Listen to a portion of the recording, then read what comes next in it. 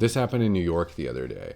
So apparently, there were multiple arrests made after suspicious devices were found outside of Gracie Mansion. That's the home of New York Mayor Zohran Mamdani. This was during an anti-Islam rally and counter-protest. Yeah, they found suspicious devices outside of his home. Pretty terrible news, right? Sounds like somebody was maybe trying to attack the mayor. A couple more stories. These are headlines describing the same thing. Police arrested several people after a smoke generating suspicious device was thrown during a protest at Gracie Mansion. Oh, so there was a protest there. And apparently there was a suspicious device that was generating some smoke. That was interesting. Suspicious devices ignited during protests near Manhattan's Gracie Mansion. Mamdani's official residence. Sheesh. I hope he's okay. That's CBS News. ABC News. NBC News. I wonder if they're leaving anything out.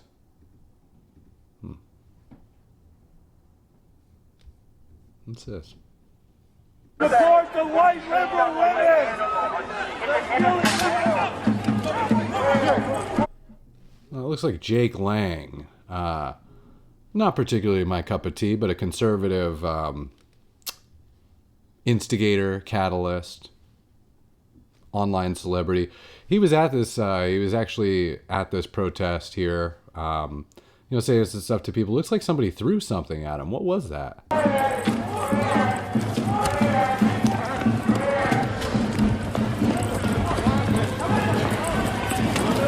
Somebody threw a fucking bomb, bro. That was a bomb. Yeah, that was a nail bomb. You see that? That's a nail bomb. Shit.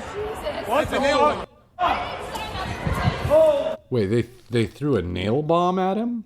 I thought it was thrown at Mamdani's residence or left outside of there. Wasn't that just a smoke generating device? That was a nail bomb. Jesus is king, and he made it that that nail bomb didn't go off.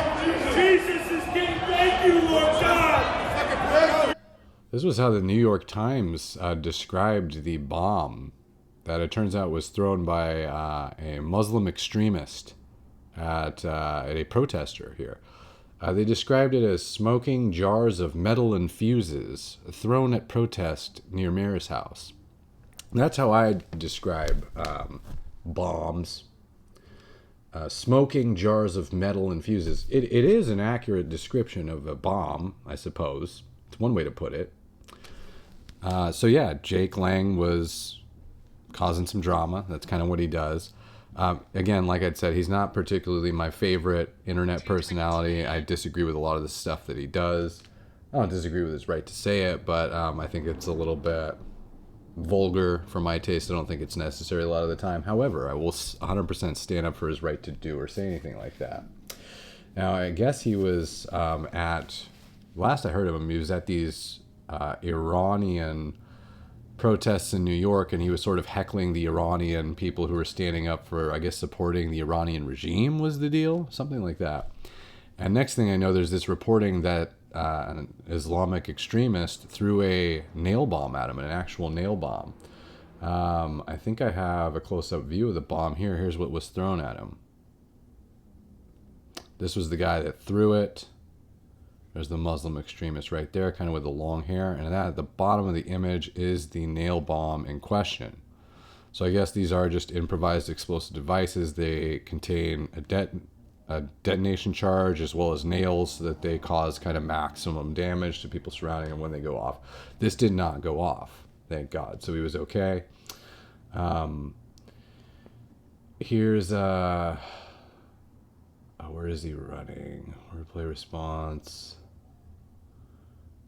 I don't know if I have a video of the guy throwing the bomb. I'll try to find one. Anyways, here's Mayor Mom. Oh, here's the guy lighting the fuse. Here we go.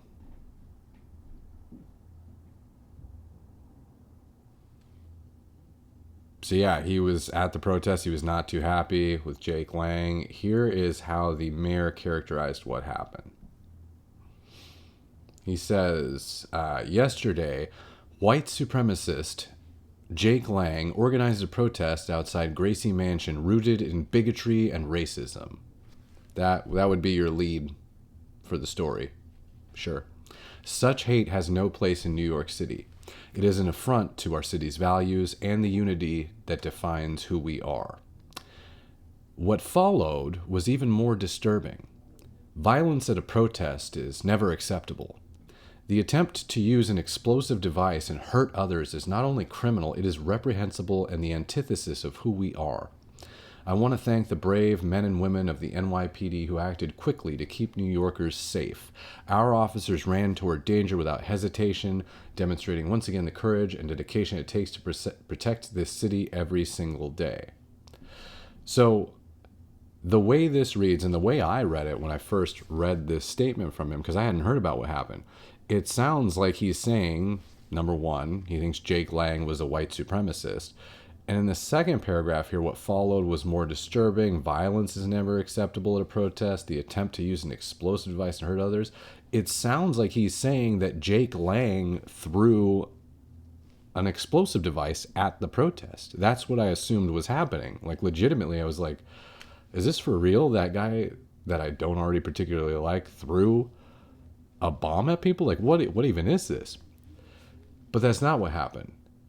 He fails to mention here that it wasn't Jake Lang who caused the violence. It was actually a Muslim terrorist, a Muslim extremist, a citizen of New York who didn't like what Jake Lang was saying, obviously doesn't feel that he has a right to say that, and came in and decided to try to kill him. But the way that Mayor Mamdani frames this, the problem isn't Muslim extremism. And this is what's important to note. Again, the theme of tonight's show is the Democrat lies by omission. So what he's doing here is he's reframing an incident that looks bad for Muslims, which is what he doesn't want. He doesn't want to come out and say, hey, there was a disturbing incident of Muslim extremism in my city. You might disagree with what Jake Lang was saying, but he has every right to say it. And violence is never acceptable. He doesn't come out and say that. He omits the Muslim extremism entirely.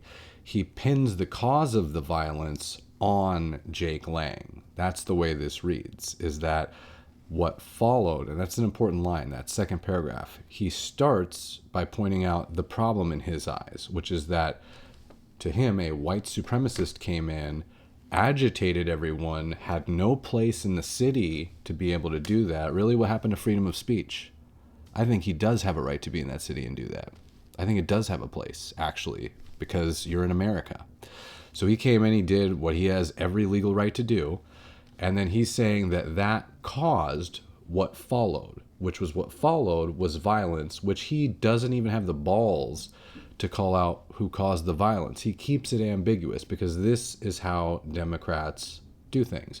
They basically work in conjunction. When you see Mayor Zohran Mamdani omitting certain facts, and you see the other major news outlets, NBC News, ABC News, CBS News, as we just went over, working in conjunction with him, all omitting the same important facts of the story, you know, your initial reaction might be, oh, how dumb are these people? Right? How dumb are Democrat readers? They can't even get basic facts straight. It's not stupid at all, right? It's intentional. And that's the thing you need to understand, is they lie by omission to reframe reality itself. So what happened in New York the other day wasn't an instance of Muslim violence or Muslim extremism. It was an instance of white supremacy, which caused some after effects. Right? So, just a little something to point out. What's going on in chat? Oh, we're not even in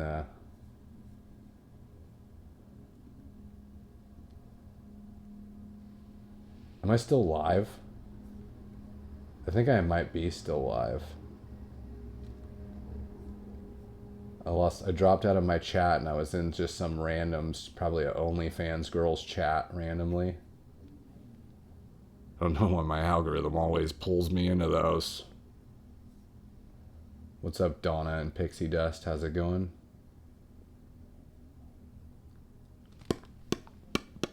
What else we got tonight? Lies by omission. Yeah, and back to, I was just trying to connect that to the Marab school shooting. I believe it's called Marab. Not school shooting, school bombing, I'm sorry. which again is a terrible thing, but all of the headlines are saying that the U.S.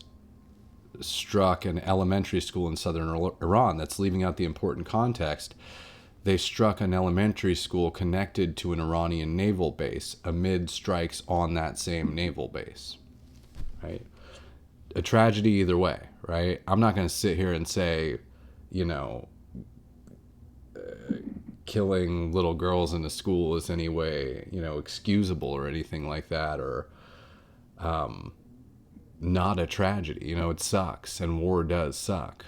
But the Iranians mixing in civilian buildings with military targets or putting them right next to each other and continuing to operate that school while under threat of naval attacks from the U.S. is insane. And it's definitely not helping the situation, right?